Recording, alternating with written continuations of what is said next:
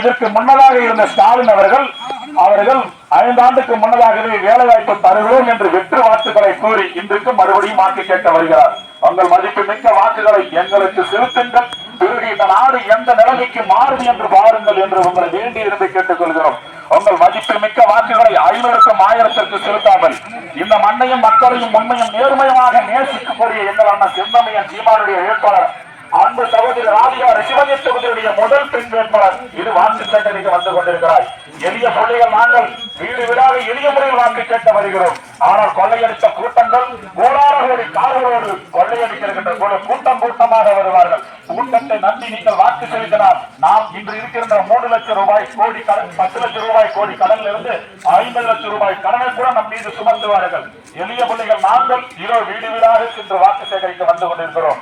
உங்கள் மதிப்பு மிக்க வாக்குகளை செந்தமையன் சீமானன் யாரோடும் கூட்டணி இல்லாமல் தன்னந்தனியாக கலக்கி நிற்கிறார். நாங்கள் 500 கோடிக்கு 1000 கோடிக்கு திமுகவிடத்திலே அதிமுகவிடத்திலே தஞ்சம் புகுந்திருந்தால் மக்களை நாங்களுக்கு உண்மையும் நேர்மையாக இருக்க முடியாது.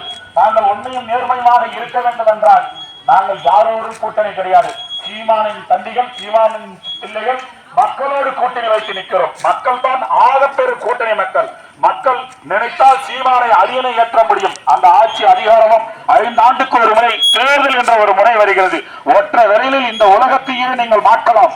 உங்களுக்கு இருக்கின்ற அந்த வாக்குரிமையை உண்மையும் நேர்மையுமாக இருக்கின்ற செந்தமையன் சீமானவர்களுக்கு வாய்ப்பு தாருங்கள். இந்த நாட்டு மக்களையும் 10 லட்சம் ரூபாய் கோடி கடனை தள்ளிவிட்ட திமுகவுக்கும் அதிமுக ரத்தன உதயசீவனுக்கு வாக்கு செலுத்தாமல் இந்த மண்ணையும் மக்களையும் நேர்மையாக சிந்திக்கக்கூடிய சீமானவர்களுக்கு வாய்ப்பு தாருங்கள்.